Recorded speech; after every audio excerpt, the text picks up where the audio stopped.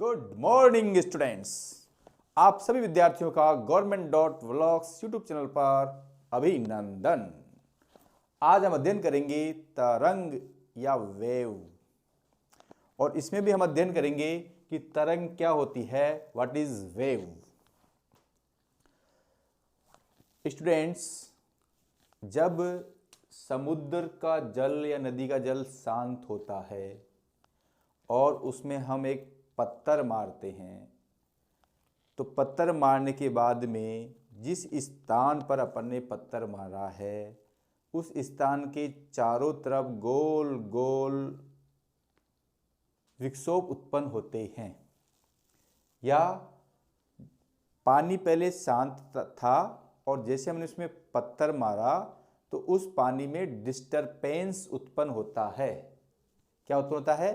Disturbance. जो disturbance होता है वो ही आपका क्या होता है?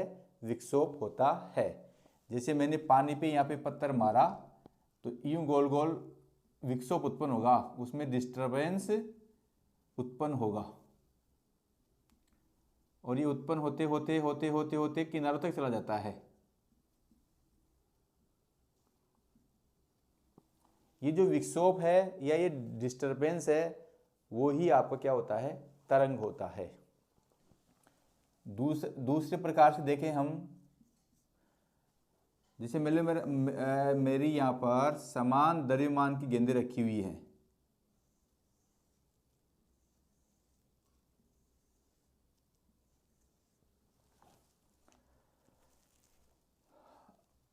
ये गेंद यहाँ पर क्या है? विरामावस्था में है, रेस्ट में है। मान लो कि मैं इस पर वेग v से इस पे धक्का मारूंगा, ये रेस्ट में थी, इसमें धक्का मारूंगा तो ये इससे टकराएगी और ये जो टक्कर होगी वो क्या होगी? प्रत्यास्थ टक्कर होगी। और प्रत्यास्थ टक्कर में कौन सी? एक v में प्रत्यास्थ टक्कर, एक v में प्रत्यास्थ टक्कर। और आपने समतल गति में पढ़ा था कि जो एक v में प्रत्यास्थ टक्कर होती है उसमें टक्कर के बाद वेग परस्पर बदल जाता है। ये पहले प्रारंभिक अवस्था में थी, रेस्ट अवस्था में थी, इसने v वेग से इसको टक्कर मारा तो ये इसमें v वेग था, ये स्थिर थी, तो इनके वेग क्या हो जाएंगे? परस्पर बदल जाएंगे। इसका वेग तो क्या जाएगा? इसका वेग तो जाएगा v और ये क्या जाएगी? रेस्ट में। फिर ये सेम ऐसे इसको टक्कर मारेगी तो इसका वेग हो जाएगा v, फिर ये रेस्ट में जाएगी, फिर इसका वेग हो जाएगा v, फिर ये रेस्ट में आ जाती है, फिर इसका वेग क्या जाएगा? v और ये क्या जाएगी? रेस्ट में। इस प्रकार आपने देखा कि मैंने यदि एक m द्रव्यमान के पिंड को v वेग से इससे एक v में प्रत्यास्थ टक्कर करवाई तो ये आगे भी देखो पिंड आपका यानी कि जो माध्यम है वो वहाँ का वही है, केवल इस v वेग से ऊर्जा गति कर रही है। यहाँ पर भी जो हमने पत्थर मारा वो पत्थर यही है, परंतु ये विक्षोभ डिस्टरबेंस बराबर हो रहा है, यानी कि माध्य के स्थानांतरण के बिना ही ऊर्जा स्थानांतरित हो रही है। यहाँ पर भी वही स्थिति है, माध्यम के स्थानांतरण के बिना। देखो माध्यम आपका ये था, ये यहाँ का यही है, ये भी यहाँ का यही है, ये भी यहाँ का यही है। माध्यम के स्थानांतरण के बिना ही ऊर्जा स्थानांतरित होती है। और आपने ये भी देखा था कि जब समतल की गति अध्ययन की थी तो हमने देखो दो बात देखी थी। यहाँ पर वेग परस्पर बदल जाता है, वेग परस्पर बदल जाता है, यानी पहले का वेग दूसरा हो जाता है, दूसरे का वेग पहले वाला वेग हो जाता है। u1 v2 हो जाता है और u2 v1 हो जाता है, ये हमने पढ़ा है। दूसरा हमने ये भी पढ़ा है कि एक v में प्रत्यास्थ टक्कर में ऊर्जा और संवेग संरक्षित रहते हैं। ऊर्जा वह संवेग संरक्षित होता है।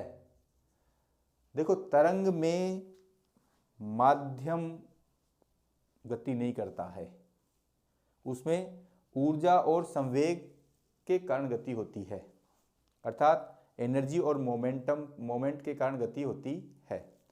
ये बात आपके समझ में आ जानी चाहिए। दूसरा, आपने देखा होगा यदि एक पंक्ति में 5-6 व्यक्ति खड़े हुए हों,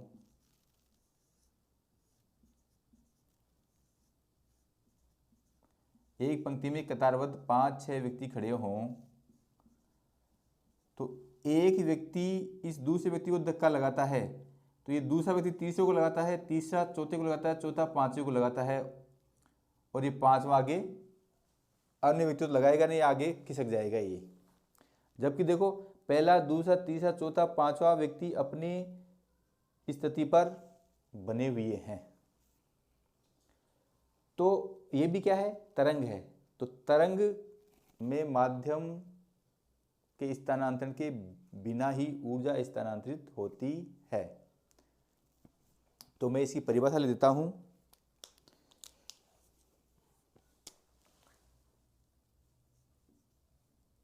तरंग माध्यम में उत्पन्न वह विक्षोभ, इस विक्षोभ को कहते हैं डिस्टरबेंस, TURBANCE, डिस्टरबेंस। तरंग माध्यम में उत्पन्न वह विक्षोभ है जिसमें माध्यम के कण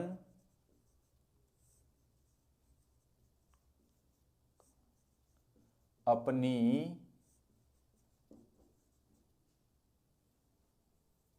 साम्यावस्था के इर्द गिर्द दोलन या कंपन या सरल आवर्त गति करते हैं। माध्यम के स्थानांतरण के बिना ही ऊर्जा स्थानांतरित होती है। यानी माध्यम के स्थानांतरण के बिना ही ऊर्जा स्थानांतरित होती है। जैसे यहाँ पर m द्रव्यमान गेंद थी, ये यहाँ की यहीं है, परंतु फिर भी ये इसमें वेग दे रही है, ये भी इसमें वेग दे रही है, ये भी इसमें वेग दे रही है, अर्थात गति हो रही है। यहाँ पर भी जब कोई कण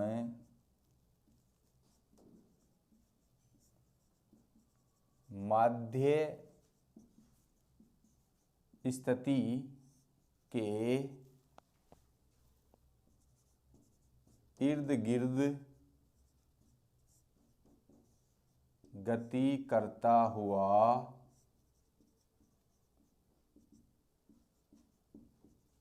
संचरित, जब कोई कण माध्य स्थिति के इर्द गिर्द गति करता हुआ संचरित होता है तो उसकी गति को तरंग गति या वेव मोशन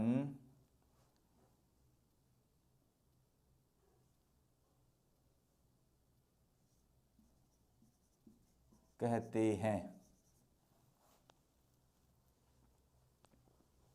जब कोई कण माध्य स्थिति के इर्द गिर्द गति करता हुआ संचरित होता है तो उसकी गति को तरंग गति या वेव मोशन कहते हैं। माध्यम में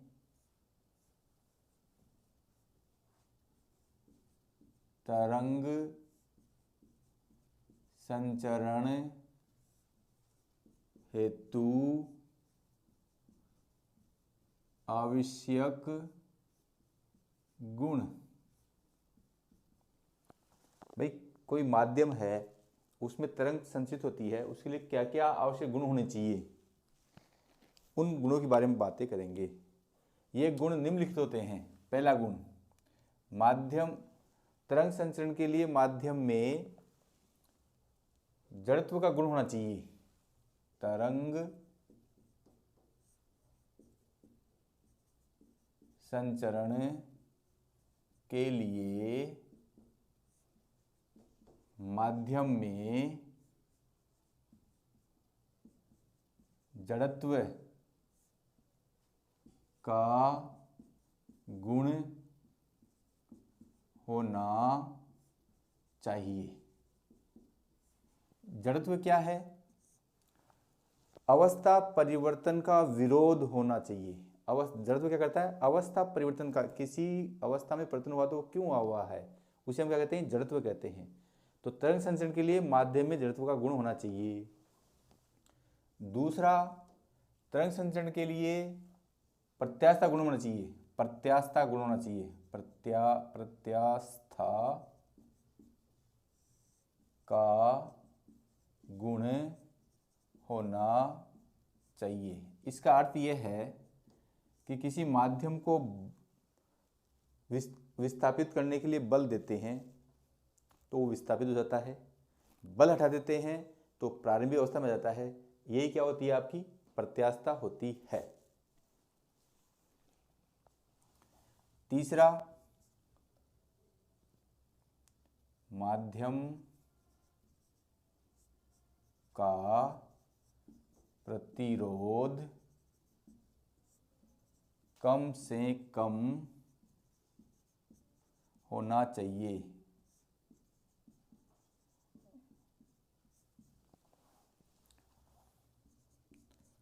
घर्षण न्यूनतम होना चाहिए। घर्षण न्यूनतम होना चाहिए।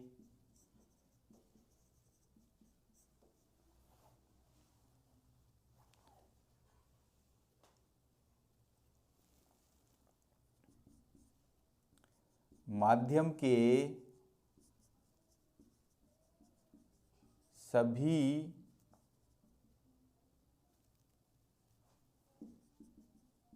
स्थानों पर घनत्व एक समान होना चाहिए।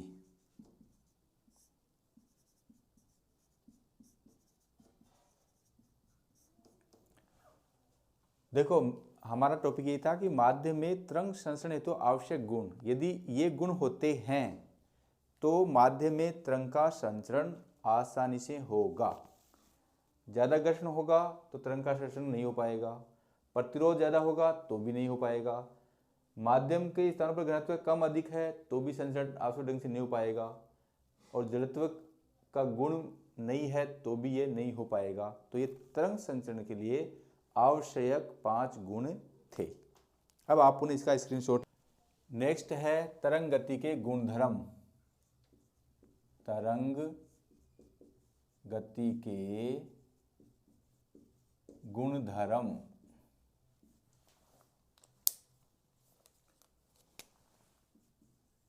Properties of wave motion. देखो, तरंग गति के निम्नलिखित गुणधर्म है। इनमें पहला गुणधर्म है, जब कोई कण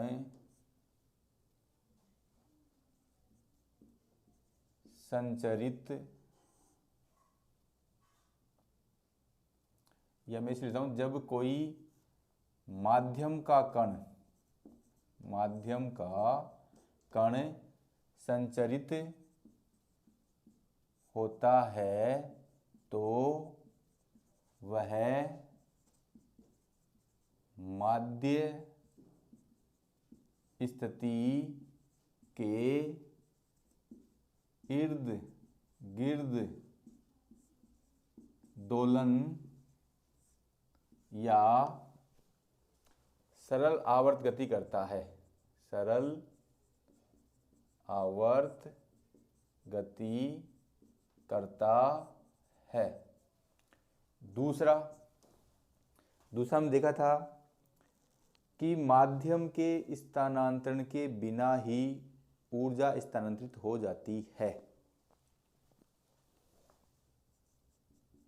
माध्यम के स्थानांतरण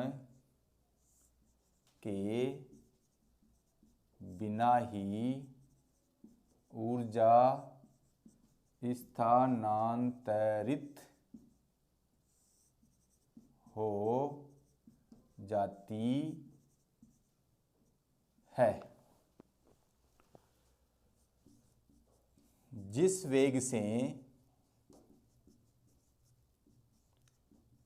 विक्षोभ आगे बढ़ता है,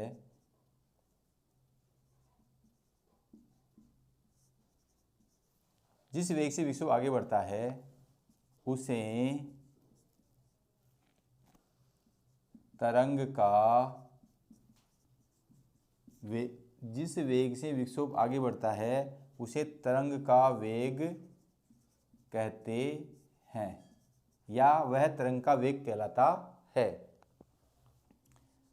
जिस वेग से विक्षोभ आगे बढ़ता है उसे तरंग का वेग कहते हैं। वेलोसिटी ऑफ वेव,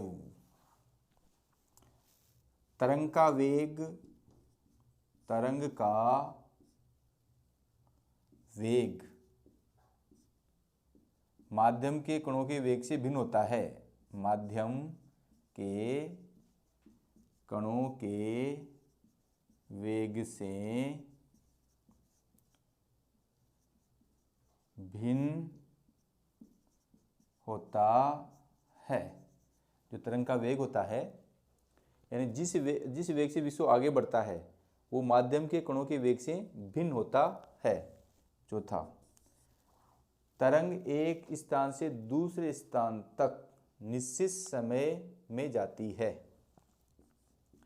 तरंग एक स्थान से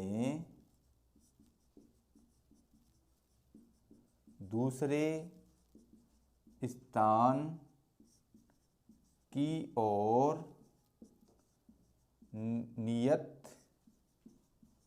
समय पर पहुंचती है। तरंगों का माध्य स्थिति पर वेग अधिकतम होता है और विस्थापन स्थिति में वेग शून्य होता है। तरंगों का माध्य स्थिति पर वेग अधिकतम होता है और विस्थापन स्थिति में वेग शून्य होता है। शून्य से फिर धीरे धीरे बढ़ता हुआ अधिकतम हो जाता है। तरंगें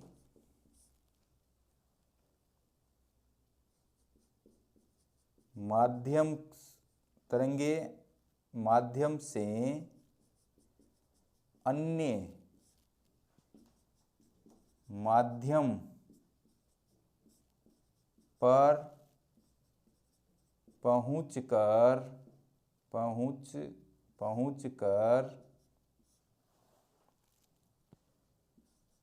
परावर्तित या अपवर्तित हो जाती हैं। तरंगें माध्यम से अन्य माध्यम पर पहुंचकर परावर्तित या अपवर्तित हो जाती हैं, या तरंगें माध्यम से अन्य सीमाओं पर पहुंचकर भी मैं लिख सकता हूं। 8वां और अंतिम है, तरंगों में व्यतिकरण और विवर्तन के गुणधर्म होते हैं। तरंगों में व्यतिकरण और विवर्तन के गुणधर्म होते हैं, जिनका अध्ययन हम इस पाठ में करेंगे। अब पुनः आप इसका स्क्रीनशॉट ले सकते हैं। अब जो नेक्स्ट है वह है तरंगों के प्रकार।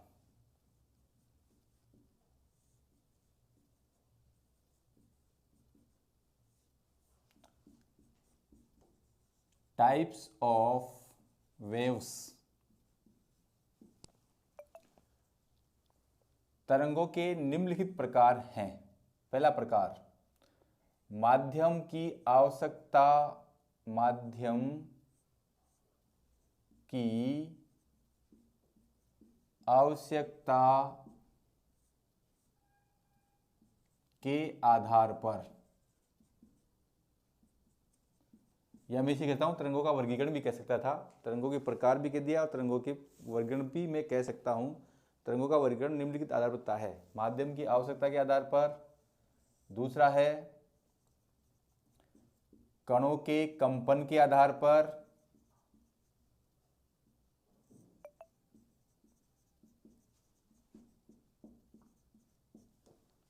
ऊर्जा संचरण के आधार पर, और जो अंतिम है वो है विमा के आधार पर, और विमा के आधार पर। अब यहाँ जो हम पहला अध्ययन करेंगे, माध्यम की आवश्यकता के आधार पर। अब माध्यम की आवश्यकता के आधार पर तरंगें दो प्रकार की होती हैं।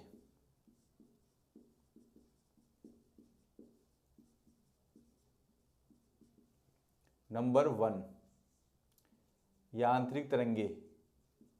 यांत्रिक तरंगे या प्रत्यास्थ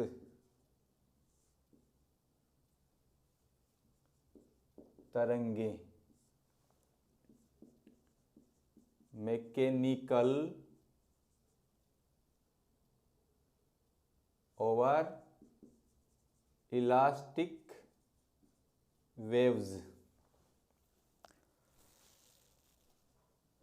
वे तरंगे जिन्हें संचरण के लिए माध्यम की आवश्यकता होती है उन्हें यांत्रिक तरंगे या प्रत्यास्थ तरंगे कहते हैं। जिन तरंगों के संचरण के लिए, जिन तरंगों के संचरण के लिए माध्यम की आवश्यकता होती है उन्हें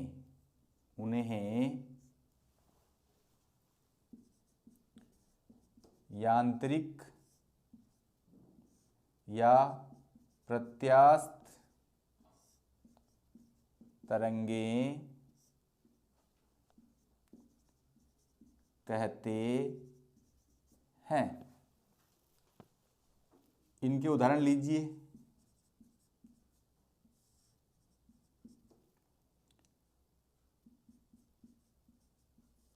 तनी हुई डोरी में कंपन,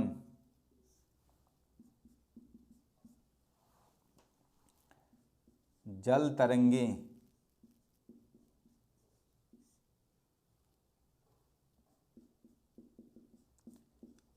भूकंपी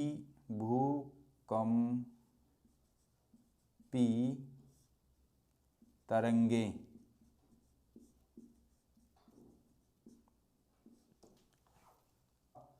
विद्युत चुंबकीय तरंगे, विद्युत चुंबकीय तरंगे अंग्रेजी में कहते हैं इलेक्ट्रोमैग्नेटिक वेव, या EMW भी शॉर्ट में बोलते हैं इनको। इलेक्ट्रोमैग्नेटिक वेव्स को हम शॉर्ट बोलते हैं EMW। ये BMW नहीं है, दिस इज EMW। EMW मतलब इलेक्ट्रोमैग्नेटिक वेव्स।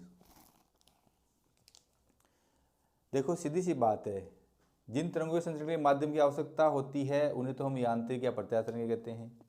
जिन तरंगों के संचरण के लिए माध्यम की आवश्यकता नहीं होती है उन्हें विद्युत चुंबकीय तरंगे या अप्रत्यास्थ तरंगे भी कहते हैं इनको। इनका दूसरा नाम क्या है? अप्रत्यास्थ तरंगे। तो जिन तरंगों के संचरण के लिए, जिन तरंगों के संचरण के लिए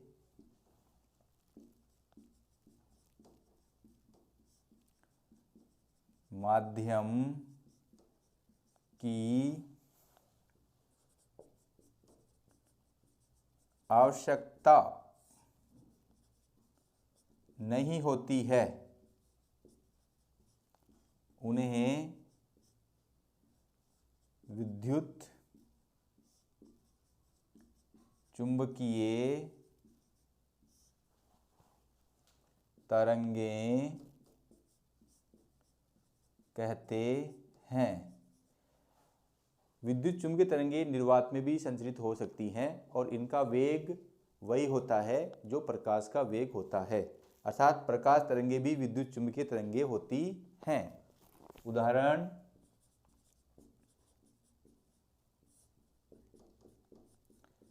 प्रकाश तरंगे,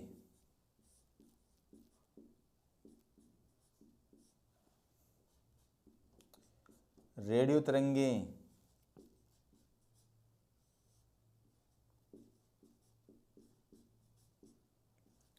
और गामा किरणें। एक्स किरणें भी अपन लिख सकते हैं, एक्स किरणें भी विद्युत चुंबकीय तरंगे ही होती हैं। अब और कणों के कंपन के आधार पर तरंगें दो प्रकार की होती हैं। Number 1, अनुदैर्घ्य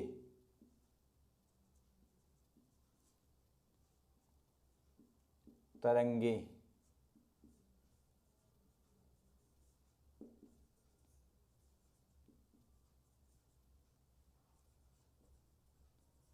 longitudinal waves. और जो दूसरी होती हैं वो होती हैं अनुप्रस्थ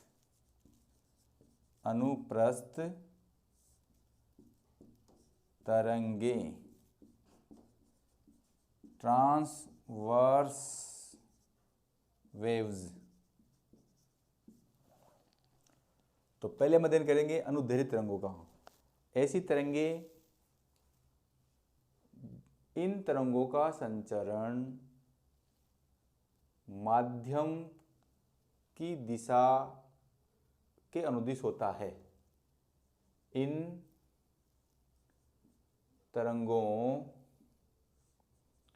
का संचरण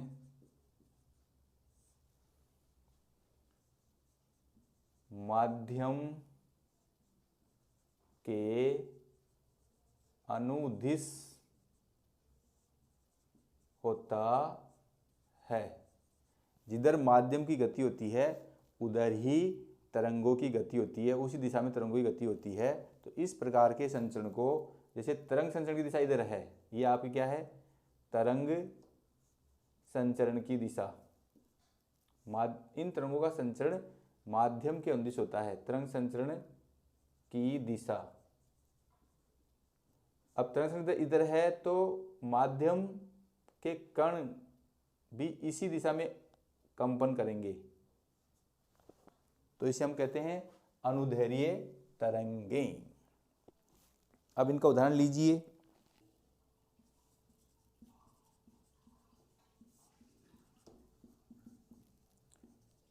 वायु में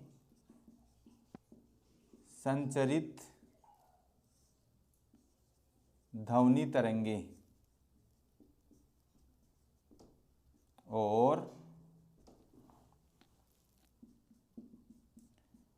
जल के भीतर संचरित तरंगे, जो वायु में संचरित ध्वनि तरंगे होती हैं और जल के भीतर संचरित तरंगे होती हैं, वो कौन सी तरंगे होती हैं? अनुदैर्घ्य तरंगे, ये तरंगे, ये संचरण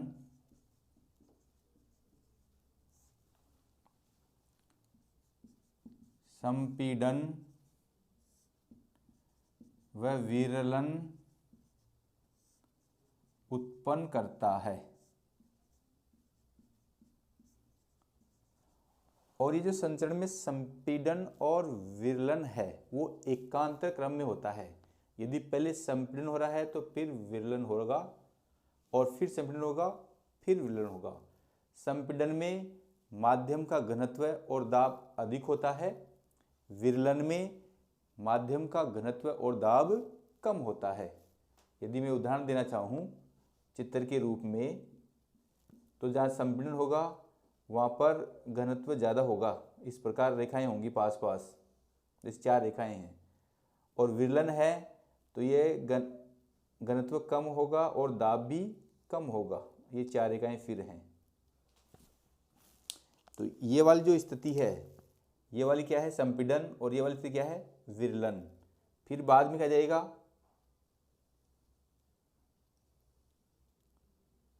संपीड़न आ जाएगा, फिर क्या जाएगा? विरलन आ जाएगा। इस प्रकार ये संपीड़न विरलन संपीड़न विरलन एकांतर क्रम में चलता रहता है। इन तरंगों का संचरण माध्यम के लंबवत होता है। और वो कैसे होगा? जैसे मान लो कि ये आपके तरंग संचरण की दिशा है, इन तरंगों का संचरण माध्यम के लंबवत होता है। इन तरंगों का संचरण, ये आपकी हो गई तरंग संचरण की दिशा, तरंग संचरण की दिशा। अब तरंग संचरण की दिशा, इन तरंगों का संचरण माध्यम के लंबवत होता है। ये आपके तरंग संचरण की दिशा है, इसके लंबवत यूं होगा आपका। तो ये क्या हो गई? अनुप्रस्थ तरंगे हो गई हैं।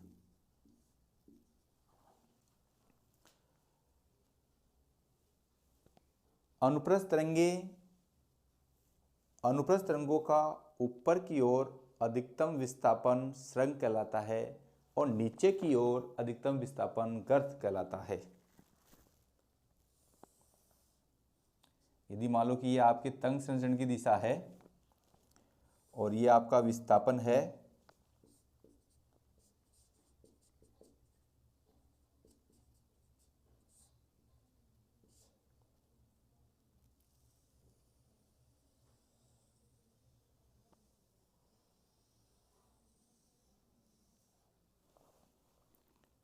ये जो ऊपर की ओर अनुप्रस्थ तरंगों में ऊपर की ओर अधिकतम विस्थापन को हम कहते हैं स्रंग,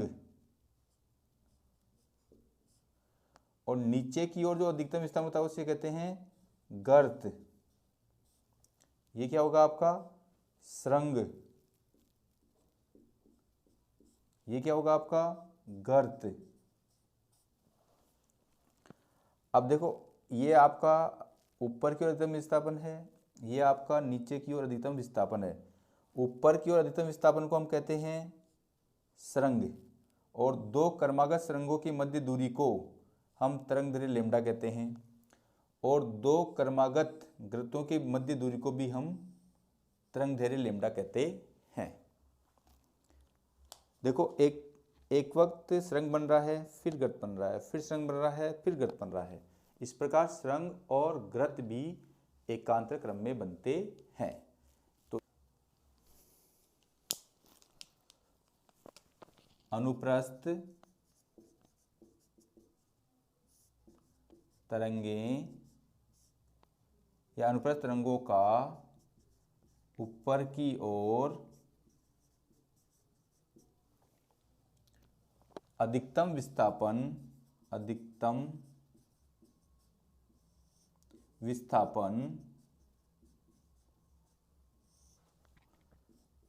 सुरंग वह नीचे की ओर अधिकतम विस्थापन गर्त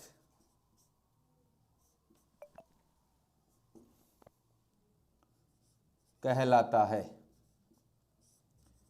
हमने ये भी देखा जो सुरंग और गर्त हैं वो है ऊर्जा संचरण के आधार पर तरंगें दो प्रकार की होती हैं। और वो पहले प्रकार जो तरंग है वो है प्रगामी तरंगें।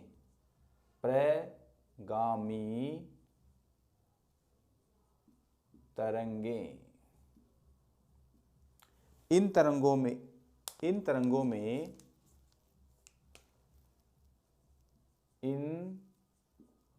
तरंगों में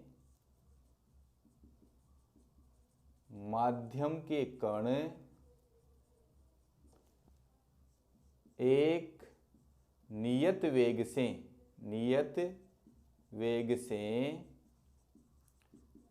आगे बढ़ते हैं। इन तरंगों में माध्यम के कण एक नियत वेग से आगे बढ़ते हैं। उन्हें प्रगामी तरंगें कहते हैं।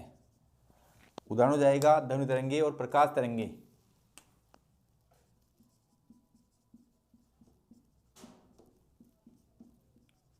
ध्वनि तरंगे और प्रकाश तरंगे। दूसरा जो प्रकार है वो है अप्रगामी तरंगे। अप्रगामी तरंगे इन तरंगों में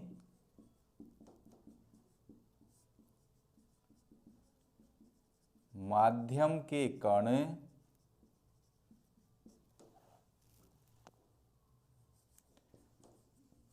दो सीमाओं के मध्य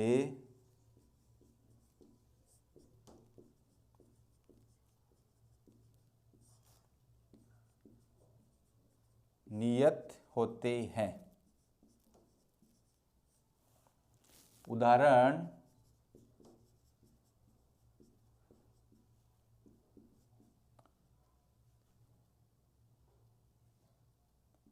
ऑर्गन पाइप में संचरण।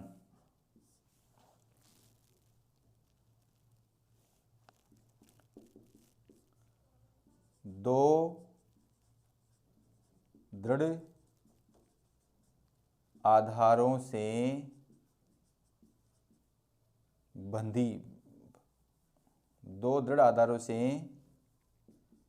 जुड़ी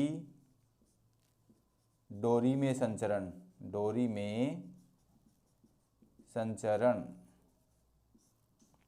देखो एक दृढ़ आधार आपका ये है, ये आपकी डोरी है, दूसरा दृढ़ आधार ये है। तो हमारा यही है जिन तरंगों में माध्यम के कण दो सीमाओं के मध्य नियत होता है। माध्यम के इस डोरी में थोड़ा सा खींच के छोड़ दूं तो इसमें संचरण इस प्रकार का होगा। ये संचरण गति करेगा, फिर ये इधर जाएगा, फिर ये इधर जाएगा, इस प्रकार जाएगा, परंतु देखो इन दोनों सीमाओं से बाहर नहीं जाएगा, यहाँ शुरू होगा, यहाँ जाके एंड हो जाएगा। 3 प्रकार का होता है।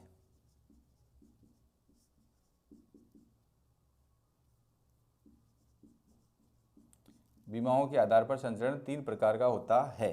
नंबर 1, एक विमीय संचरण।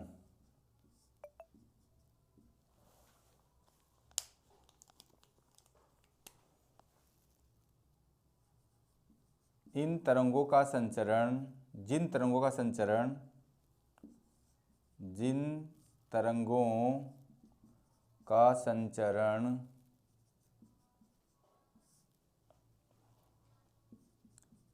एक ही अक्ष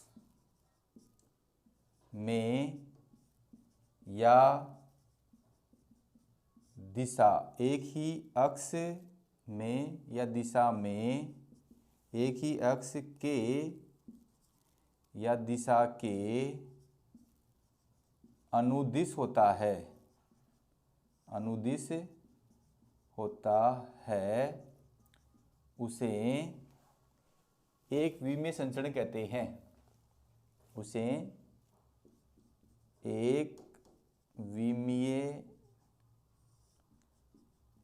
संचरण कहते हैं। जिन तरंगों का संचरण एक ही अक्ष के अनुदिश या एक ही दिशा में होता है, उन्हें हम एक विमीय संचरण कहते हैं, जैसा कि इसके नाम से स्पष्ट है। तनी हुई डोरी में संचरण इसका बेस्ट उदाहरण है।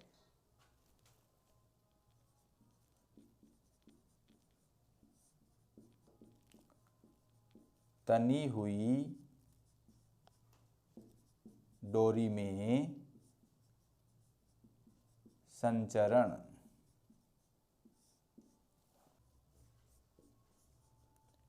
द्विविमीय संचरण। जिन तरंगों में ऊर्जा का संचरण, जिन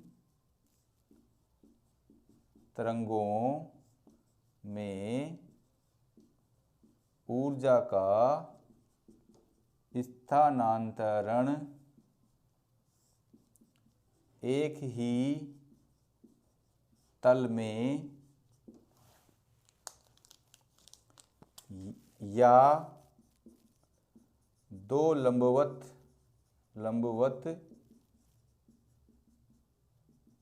दिशाओं में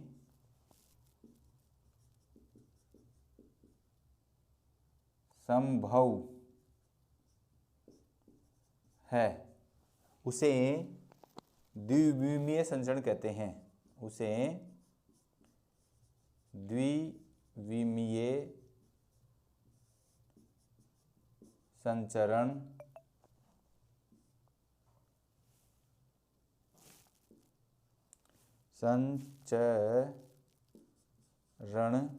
कहते हैं। उदाहरण,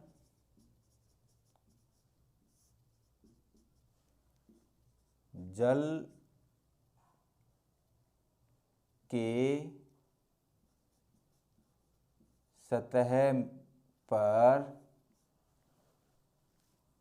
सतह पर संचरण द्विविमीय संचरण का उदाहरण है। अंतिम जो है वो है त्रिविमीय संचरण। जिन तरंगों में ऊर्जा का स्थानांतरण सभी दिशाओं में या 3 लंबवत अक्षों में होता है, उसे हम त्रिविमीय संचरण कहते हैं। त्रिविमीय संचरण। जिन तरंगों में ऊर्जा का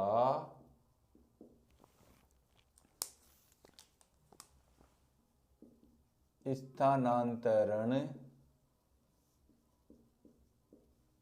सभी दिशाओं या 3 लंबवत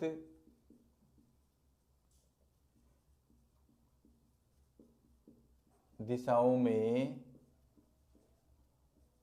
संभव है उसे त्रिविमीय संचरण कहते हैं। और इसका सबसे अच्छा उदाहरण है आकाश में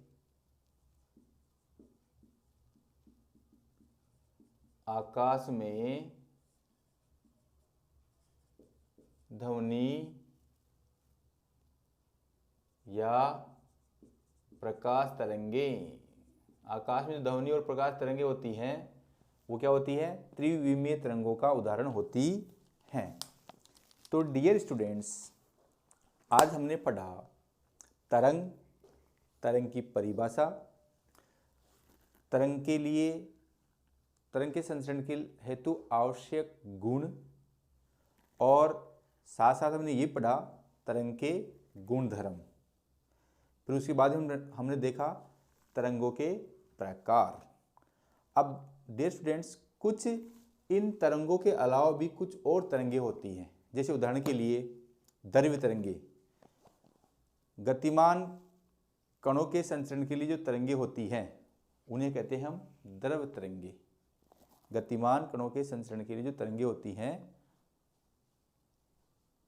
उन्हें हम कहते हैं द्रव्य तरंगे। और कुछ तरंगे होती हैं जैसे सर्व्य तरंगे, जो इस श्रेणी में 20 हर्ट्ज से लेकर जो 20,000 हर्ट्ज तक की जो तरंगे होती हैं उन्हें हम सर्व्य तरंगे कहते हैं, जिन्हें हमारा कान आराम से सुन सकते हैं।